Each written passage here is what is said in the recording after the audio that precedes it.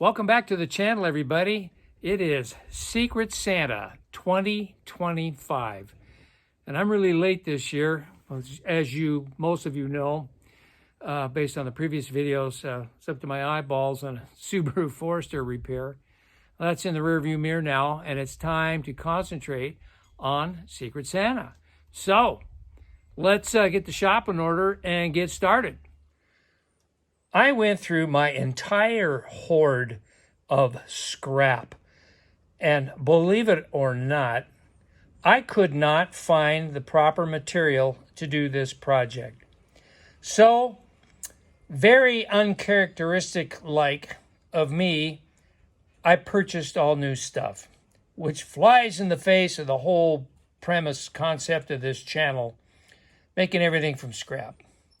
But it is what it is. And considering the stellar character of the recipient of this year's gift, I think it's only appropriate that we make it entirely out of new stuff. We are endeavoring to build a Bullseye pick.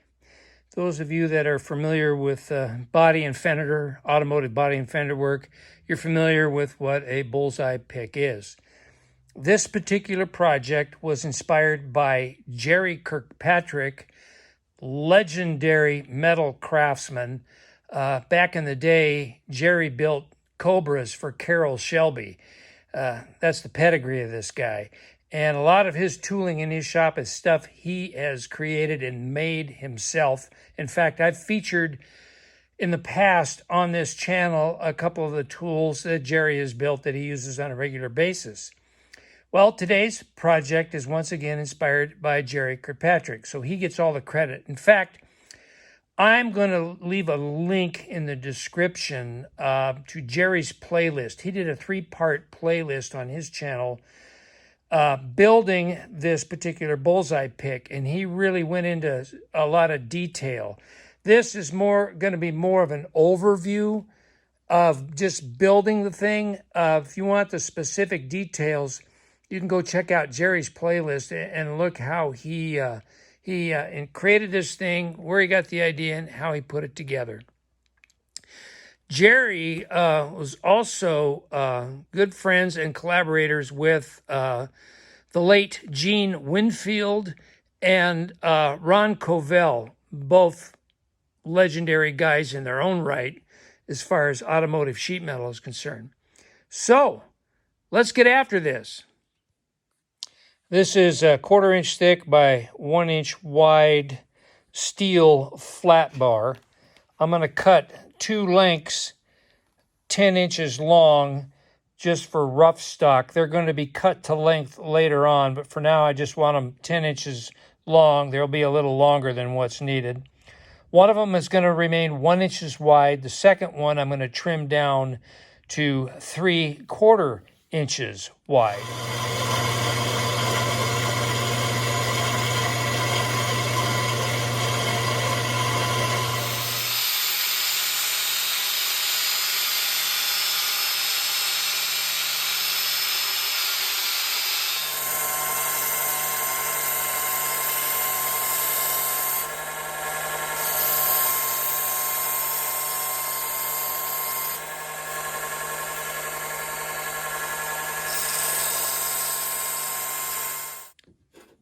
I'm shamelessly stealing Jerry Kirkpatrick's idea of using the nylon cutting board and the blue towel as a background for the project here. It does help visually to see a little better here as opposed to just laying all my junk on this black top welding table. So I've got this piece of 1 inch, 1/4 by 1 inch flat bar aligned parallel with the lower jaw here, right up to this edge here. And I'm going to mark a cut line. We're going to cut that jaw off. Yes, I'm going to ruin a brand new pair of C-clamp locking pliers. Next, using the calibrated eyeball, I got a chunk of 1/2 inch thick steel block here, and we kind of want this parallel, so I'm just going to eyeball that, and I'm going to scribe a line here, which will be the cut line for the upper jaw. So I'm going to lop this one off here and lop that one off there. Then I'm really committed.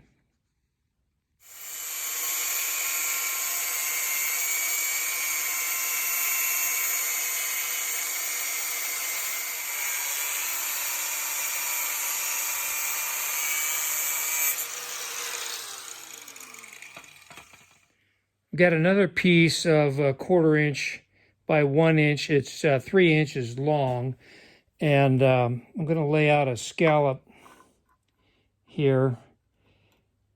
This will all become apparent how everything starts fitting together. Got a scallop line there that I got to cut off, and then we're going to radius the opposite end here, just using a washer as the template. We'll radius that, and then we're going to radius one end of the 3/4. Sorry about the crappy cam work. You probably can't see through my hand. So I got to lay out a couple of holes. I'm going to drill them for 1/4 28 by 1/2 inch bolts.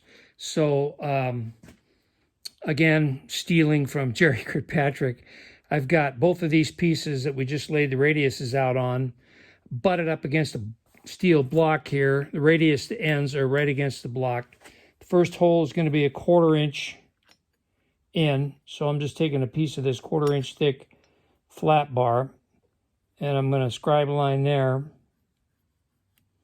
And then the second hole is going to be 1 inch from those, so I'll scribe those. That takes care of part of the location. So I've got to center those two holes. Since that's 3/4 inch thick, I'm going to use a 3/4 or 3/8 thick steel block, half the thickness of the 3/4. Whoops.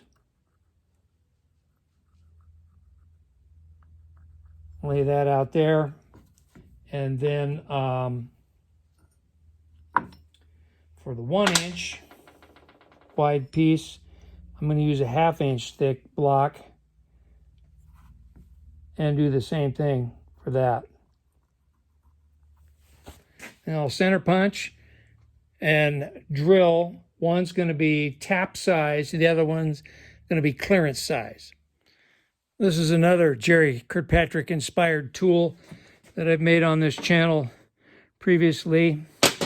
I use my little mini spring-loaded center punch to hit the holes first. Now I'll nail them with the big guy. I do miss, yep. Sorry.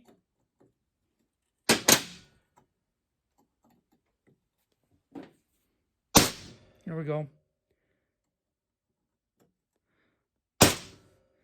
And I'll do the same thing for the smaller piece.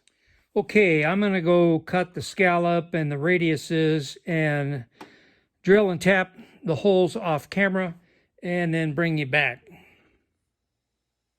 All right, these two pieces are now drilled. The bottom one, the scalloped piece, is drilled and tapped for 1/4 28. And then the top one is drilled with a clearance hole for these 1/4 28 bolts. And these are now screwed together tight. With this scalloped piece sitting underneath the clamp, which is the position where it's going to get welded, what that does is hold this 3/4 inch bar in the same plane as the 1 inch bar here.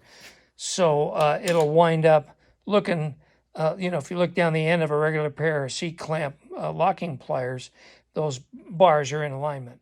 Hanging on to metal scraps like this, they really come in handy for doing layout work. In this case, I'm holding these bars here a specific width apart, 2 3/4 of an inch.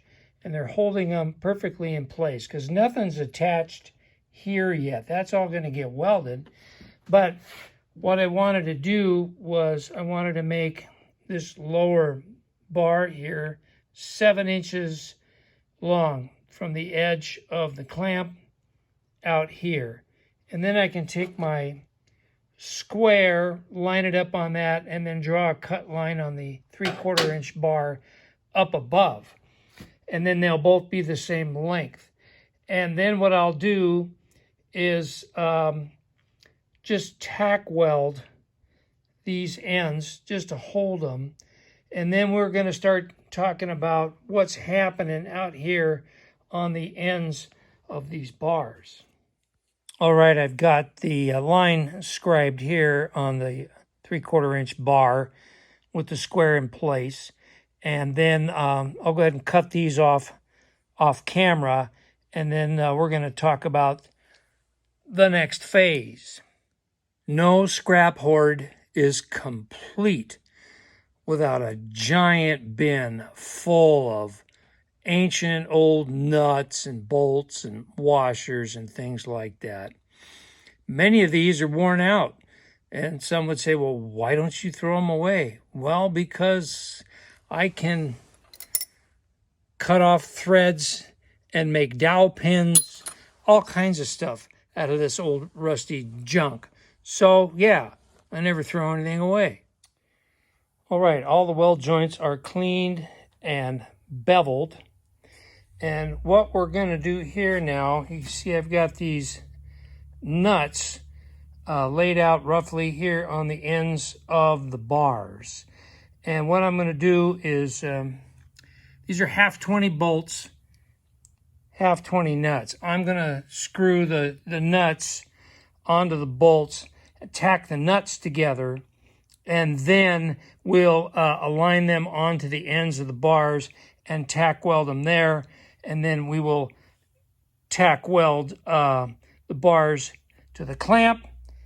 And then we'll check it all for alignment. And once I'm satisfied with the alignment, we'll go ahead and weld it all up. Then the next phase is going to deal with those bolts.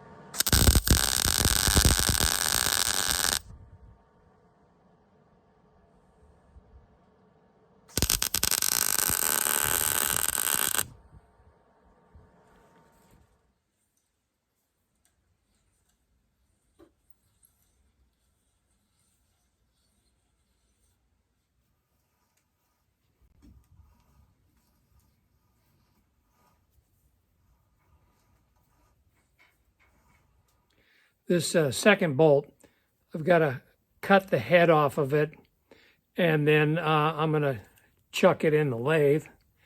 And we're going to bring this shank down to a blunt point. Then I'm going to take a file and file in a couple of notches to fit a wrench over this. Then the last thing we'll do is run a chase die over it like you saw me just do on the other bolt. Then we'll put these in the bolt pick, try it out.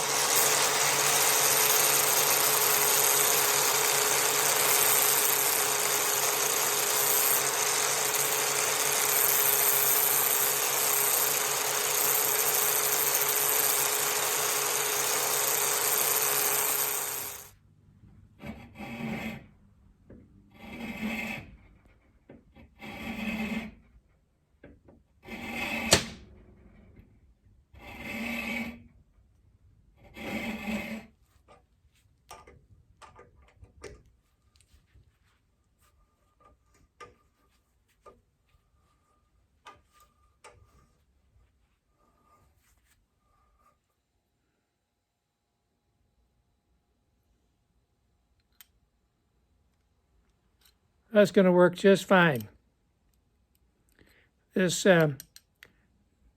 These notches are filed notches, fit a 3/8 open-end wrench. Well, as you can see, we're not aligned. We're off center. So we've got quite a bit of slop in the jaw there at these joints. So I'm going to take this over to the anvil and see if we can't tighten this up a little bit.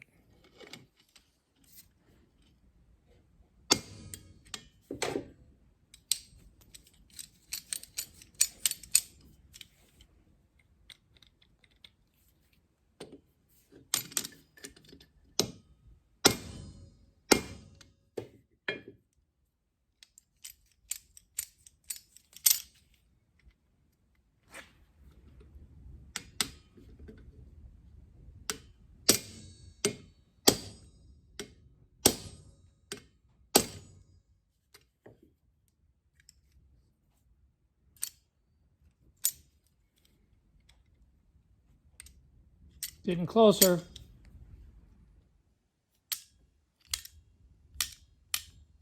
I do believe that's going to work.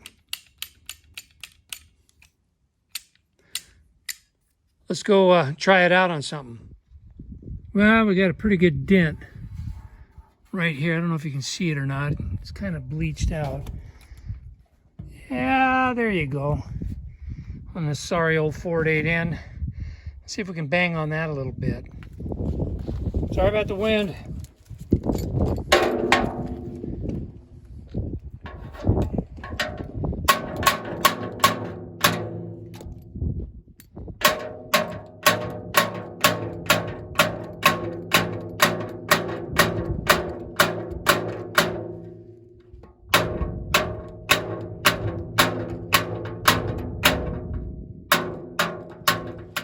Well, obviously that's going to take more work, but it's already in about 3 or 4 minutes of beating on that.